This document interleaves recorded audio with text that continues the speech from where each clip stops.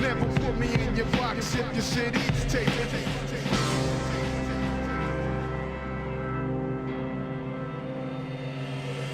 The smooth criminal on beat breaks.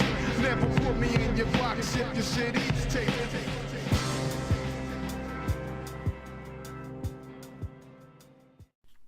Hey, what's going on? This is Eddie. Some people call me the Machete for Ghetto Blaster Magazine, bringing you that boombox culture, where we talk about just about anything we want to. For this episode, we're focusing on 13 Reasons Why and some other random shit. If you don't know about 13 Reasons Why, I'll give you a little rundown on it. It was actually a book by Jay Asher written in 2007, and this year, 10 years later, turned into a 13 episode series on Netflix. I never read the book, but now I watched this. There's a lot I want to talk about when it comes to it, but I don't want to give anything away in the event someone wants to watch it. But I suggest you do, because it's pretty heavy, it's intense, it's mind-blowing. I mean, the last episode left me in a bad headspace for my own reasons. 13 Reasons Why revolves around the suicide of a character named Hannah Baker. Instead of leaving a note, she leaves a bunch of cassette recordings. On each side of the cassette recordings, she talks about one person who contributed to her suicide. Then there's also Clay Jensen, who's her love interest, and he's also on the tapes.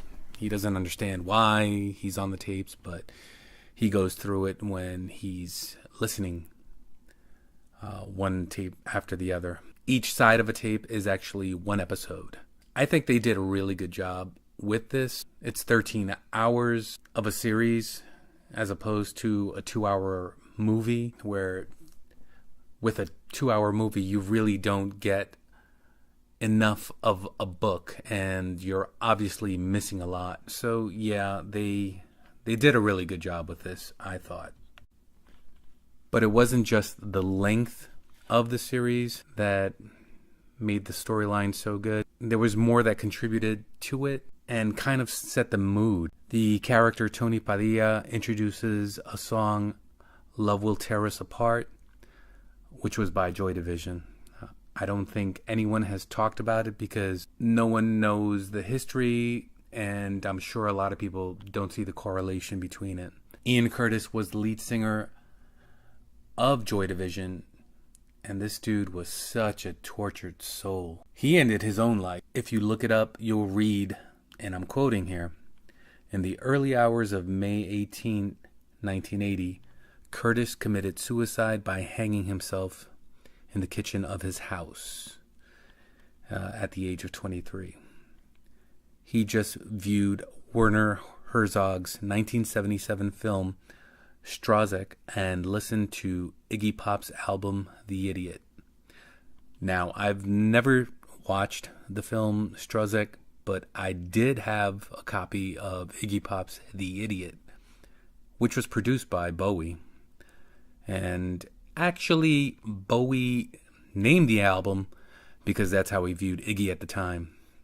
Iggy Pop was going through some shit at that time, and I know I'm full of useless information. Listening to Joy Division was a big part of my own adolescence, but I digress. It's not about me, it's about Joy Division's contribution to 13 Reasons Why that I'm focusing on right now.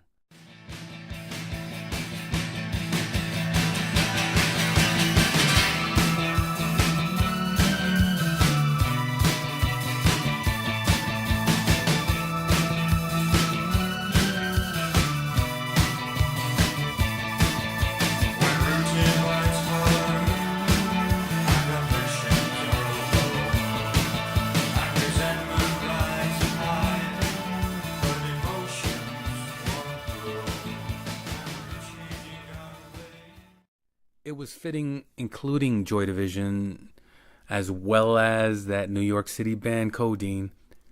That was another band I used to love, who covered the track Atmosphere. Atmosphere was also on a compilation that was put together back in the 90s and had a lot of bands covering Joy Division. And let's see, I think Low, the band Low, was the only other band that I really thought did an excellent job at covering Joy Division.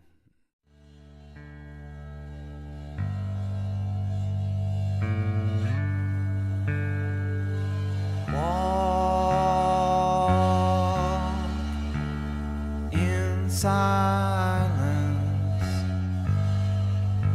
don't walk away. In silence, danger, always danger, endless talking of life rebuilding. Having the band's music was, like I said, fitting. That character, Hannah, obviously killed herself, as did Ian Curtis. So I just viewed it as a meeting of mediums. There's so much musically related to 13 Reasons Why that I believe revolves around Joy Division. Recently, I received a album, a live recording actually, by Peter Hook, who took his show on the road performing Joy Division songs. I wasn't sure what to make of it, if it was in bad taste or not. It left me a little confused, wondering if he was attempting to cash in on 13 Reasons Why and the Joy Division connection there. Either way, the live recordings did sound good. But I guess that's besides the point. So with me here, I have a friend of mine. Well, friend is a strong word. He's a fellow music nerd.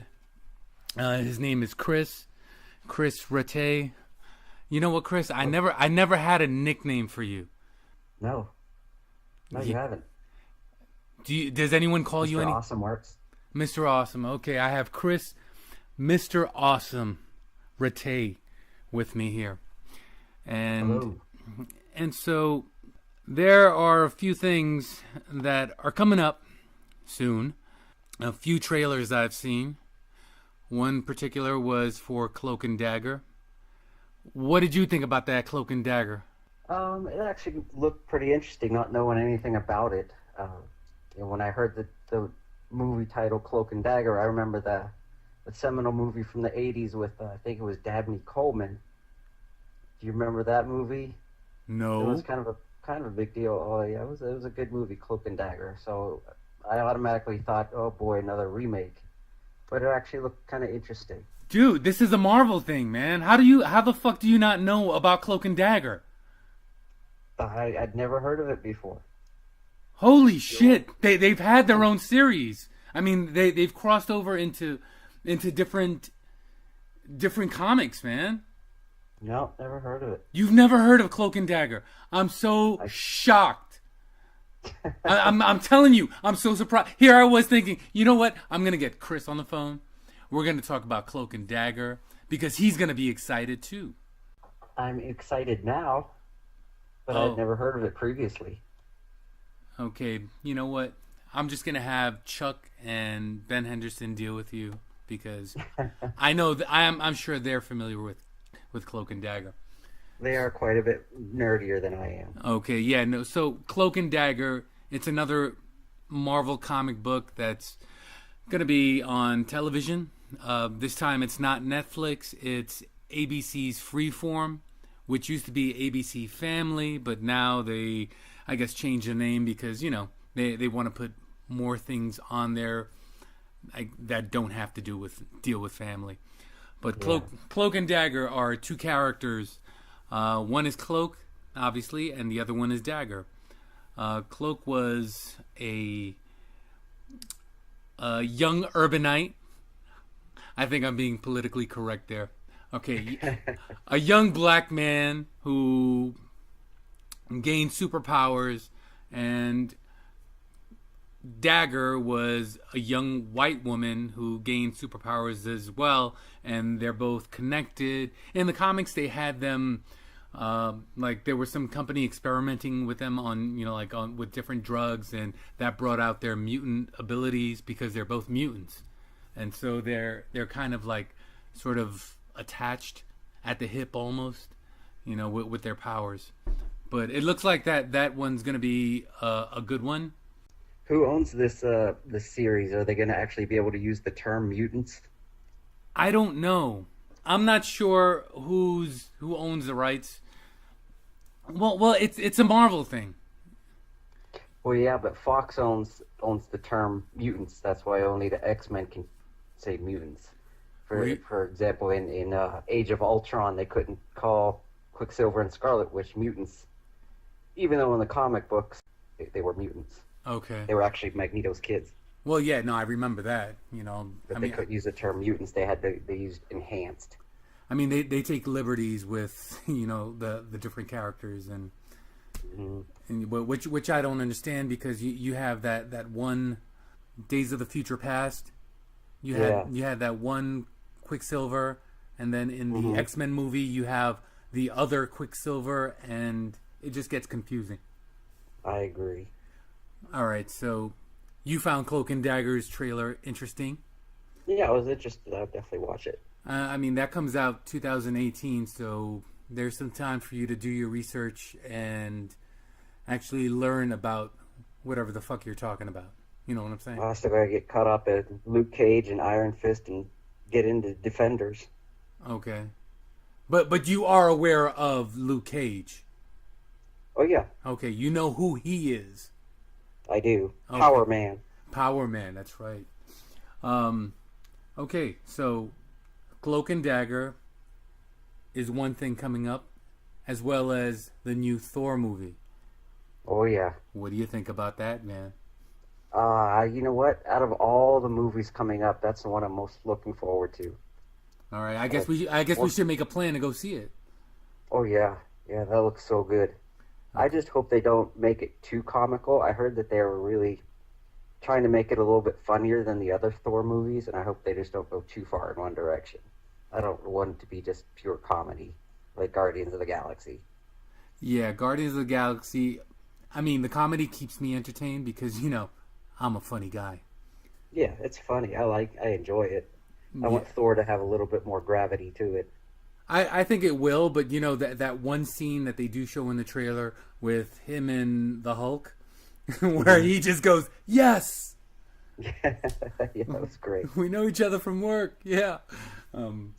Yeah, that I think that kind of lightens it up a bit, which is a good thing, you know. But I guess, you know, like, we'll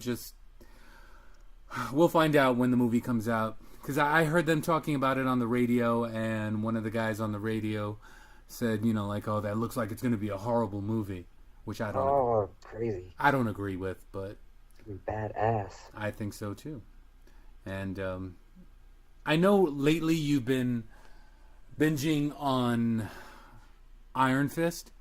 Yep. Okay, you didn't like it at first. You kind of had the same sentiments as a lot of other people, basically saying it's slow, it sucks, it's horrible. The guy playing Danny Rand is whack. What do you think about it now? Yeah, it really is growing on me. A lot of drama, good twists and turns, and you're right. It started slow, but to their credit, it was for a lot of character development. So you actually kind of care about some of these characters now. I still think Danny Rand is a little I don't know. He's a little too earthy for me. You know, with the whole Tai Chi mentality. Okay. Quoting his monkisms. It's a bit much, but he does kick some ass, and that's what matters. Yeah, yeah. His little challenge at the with the hand, that was pretty cool. Yeah, I thought it was. I like all the other characters that are in there, like the old lady. Yeah, Madame Gao. Madame Gao, yeah, because I think she's pretty badass. The other guy, what the hell was his name from the hand? Do you remember his name? I don't know. The Puerto Rican kid, the one with the beard. No. No, I'm drawing a blank. Okay, the one who's the master of the Danny Rand's girlfriend. Oh, I missed that. I haven't caught up to that part yet. Oh, sorry, my bad. he just popped in, Okay. like, to her dojo to say hi, and I was wondering who he was because they didn't really give a backstory about it. Okay, well you'll learn. I mean, I didn't give you much info on him, but he's an important character. I mean, as is Rand's, Danny Rand's dad's old partner, who's still alive. Yeah. No, he's not. Oh, he's not anymore yet. Oh, okay. All right. So they killed him off. You've gotten to the part where they killed him. Yeah, that was the last episode I watched. His son just killed him and buried him, threw him in the water. Oh, okay. All right. You'll enjoy it from this point on. Cool. I saw the whole thing, so I don't want to give you any more information, but I know that's all the time you have for me, so I'll let you go. All right, my friend. All right, and just so we end this on a high note, let's see, we'll make a plan to go see Thor. Yes, sir. And whatever else is coming up. I think there are a couple of other movies coming up too, but we'll talk about that off the air. And all right, my friend. And so this is Eddie and Chris, Mr. Awesome Rate, for Ghetto Blaster Magazine's Boombox Culture. Deuces. The smooth criminal on beat breaks. Never put me in your box if your city's taken.